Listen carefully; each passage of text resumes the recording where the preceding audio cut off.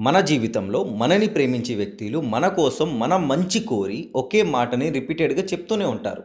"నువ్వు ఆ అబ్బాయితో ఎక్కువగా మాట్లాడొద్దు. ఆడికి నీ పైన మంచి ఇంటెన్షన్ లేదు.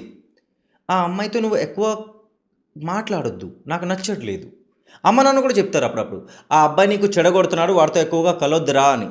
అంతెందుకు మన బెస్ట్ ఫ్రెండ్ కూడా చెప్తాడు. "మామ, నువ్వు నాకు చెప్పకుండా వాడితో తిరగడానికి ఎళ్ళిపోయావు.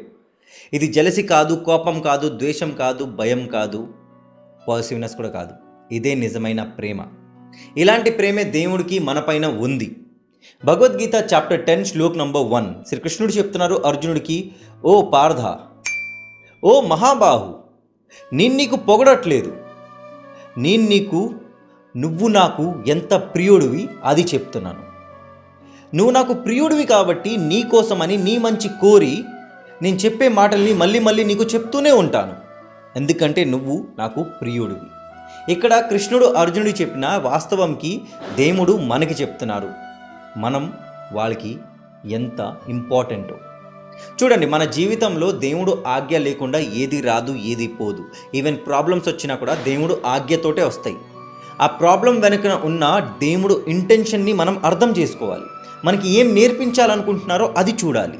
అప్పుడప్పుడు దేవుడు మన అమ్మ నాన్న రూపంలో, మన boy friend, girl friend, husband, wife, అక్క, చెల్లి, అన్నయ్య, తమ్ముడు, ఫ్రెండ్స్ ఇలాంటి రూపంలో వచ్చి మనకి నచ్చ చెప్తారు. మన మంచి కోరుకొని ఒకే మాట రిపీటెడ్గా చెప్తూనే ఉంటారు. వాళ్ళ మాట వినండి. వాళ్ళు చెప్పే మాటల గురించి ఆలోచించండి. అప్పుడు మీకు నిజమైన ప్రేమ తెలుస్తుంది. గాలికే వదిలికండి, ఎందుకంటే దేవుడు మీ గురించి ఆలోచిస్తున్నారు. ఇది అర్థమయ్యేదాకా జై శ్రీకృష్ణ, హరే కృష్ణ, రాధే రాధే, జయ జగన్నాథ్. శ్రీ భగవానువాచ భూయ ఏవ మహాబాహో శృణు మే పరమం వచః యత్తేహం ప్రీయమాణాయ వక్ష్యామి హితకామ్యయా.